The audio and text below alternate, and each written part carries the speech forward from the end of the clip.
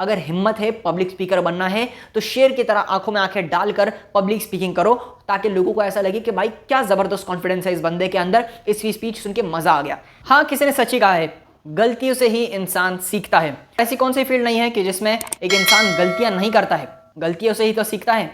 तो इसीलिए आज की इस वीडियो में मैं आप लोगों को बताने वाला हूं कि major mistakes to avoid in public speaking, and this is the third video of our public speaking series. Let's start it.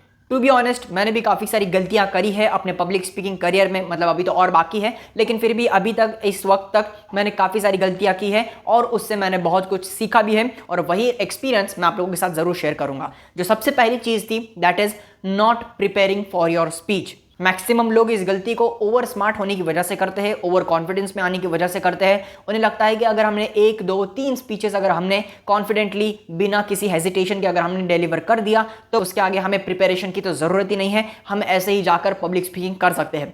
और यहाँ पर वो सबसे बड़ी मिस्टेक करते हैं, और वो जब बिना प्रिपरेशन के स्टेज पर जाते हैं तो ज़रूर वो अटक जाते हैं, वो बोलते बोलते कहीं पर रुक जाते हैं, ब्लैंक हो जाते हैं। और झूठ नहीं बोलूँगा गाइज, मैंने भी अपनी लाइफ में कभी कभार प्रिपेयर नहीं किया है कुछ स्पीचेस के लिए, और उसका खामियाजा मुझे भी भुगतना पड़ा है। इसलिए आज भी अगर कोई वीडियो भी बनानी हो तो मैं उसके कुछ पॉइंट्स जरूर नोट कर लेता हूं। पूरी स्पीच लिखते नहीं बैठता हूं, लेकिन कुछ पॉइंट जरूर लिखता हूं, चाहे वो स्पीच के लिए हो चाहे वो वीडियोस के लिए हो। मैं उन पॉइंट्स को कवर करने की पूरी कोशिश करता हूं, और उसी से मेरी एक सक्सेसफुल वीडियो बन पाती है, एक सक्सेसफुल स्पीच डिलीवर हो पाती है। तो इस बात को अपने हमेशा दिमाग में रखना, जब भी अपनी लाइफ में कभी भी पब्लिक स्पीकिंग करने जाओ तो प्रिपरेशन जरूर करो। एक टाइम लिमिट रखो कि इस टाइम के अंदर मुझे इतना बोलना है, किस टॉपिक के ऊपर ज्यादा फोकस करना है, किस टॉपिक को मुझे ऐसे ही फटाफट से निपटा देना है। सारी चीजें प्रिपेयर करो ताकि आप एक बेहतरीन पब्लिक स्पीकर की तरह अच्छी तरह से स्पीकिंग कर सको और लोग आपको सुनना भी पसंद करें। दूसरी मिस्टेक के बारे में मैं बात करने वाला हूं। ये मिस्टेक, ये गलती मैक्सिमम सेलिब्रिटीज भी करते हैं। कई बड़े बड़े लोग, बिलियनियर्स में कहूंगा, जो कि लोगों के सामने आते हैं इंटरव्यूज देने के लिए, स्पीच देने के लिए, वो लोग तक इस मिस्टेक को कर बैठते हैं। That is using filler words.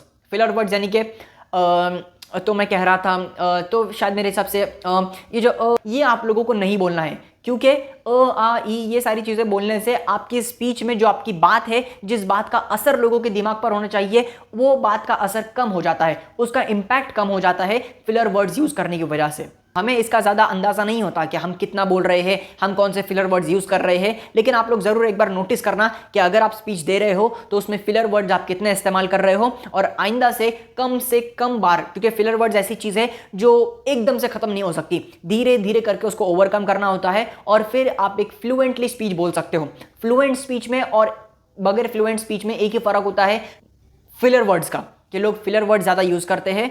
तो फिलर वर्ड्स को कम करो ताकि आप अपनी स्पीच पर फोकस कर सको और लोग आपकी स्पीच पे ज़्यादा से ज़्यादा सुनने की कोशिश कर सके। जो थर्ड मिस्टेक मैं आप लोगों को बताने वाला हूं, ये मैंने खुद अपनी आंखों से देखा है, और देखने के बाद मुझे काफ़ी ज़्यादा तरस आया है उन लोगों के ऊपर जो इस मिस्टेक, इस गलती को कर बैठते हैं।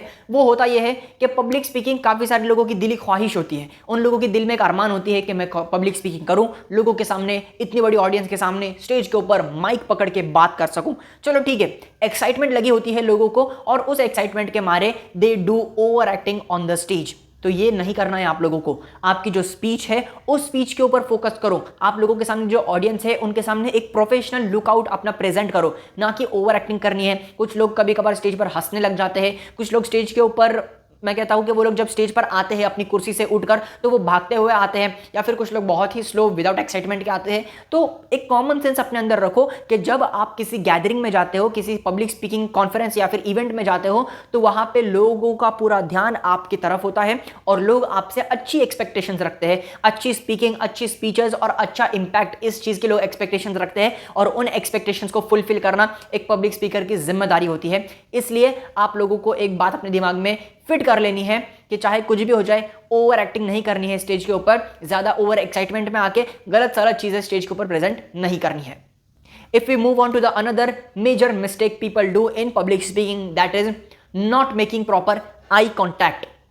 आंखों से आंखें मिलाकर लोग बात नहीं करते। मैं कोई गाना नहीं गा रहा हूं, लेकिन ये फैक्ट है। पब्लिक स्पीकिंग में अगर आप आई कांटेक्ट डेवलप करते हो, आई कांटेक्ट बनाकर, आई कांटेक्ट मेंटेन करके स्पीकिंग करते हो, तो इससे आपका कॉन्फिडेंस जरूर बढ़ेगा ही बढ़ेगा। उससे लोगों को भी एक ऐसी फीलिंग आएगी कि आप उनसे बात कर रहे हो, आप उनसे कनेक्ट कर रहे हो। वरना कुछ पब्लिक स्पीकर्स क्या करते हैं, आई कॉन्टेक्ट को अवॉइड करते हैं। वो पीछे जो बैकग्राउंड होता है, लोगों के पीछे जो ऑडिटोरियम में जो दीवार होती है, उस दीवार को देखने लग जाते हैं, या फिर अगर लोगों के पास भी अगर देखने जाए तो उनके सर पर, उनके कपड़ों पर, आजू बाजू में देखने लग जाते हैं। अगर हिम्मत है, पब्लिक स्पीकर बनना है, तो शेर की तरह आंखों में आंखें डालकर पब्लिक स्पीकिंग करो, ताकि लोगों को ऐसा लगे कि भाई क्या जबरदस्त कॉन्फिडेंस है इस बंदे के अंदर, इसकी स्पीच सुन के मजा आ गया। ये वर्ड्स होने चाहिए लोगों के आपकी स्पीच होने के बाद, और इन वर्ड्स को, इन अल्फाजों को, इन तारीफ भरे लफ्जों को सुनने के लिए आपको आई कॉन्टेक्ट मेंटेन करना है और अपना कॉन्फिडेंस बिल्ड करने की ज्यादा से ज्यादा प्रैक्टिस करना है।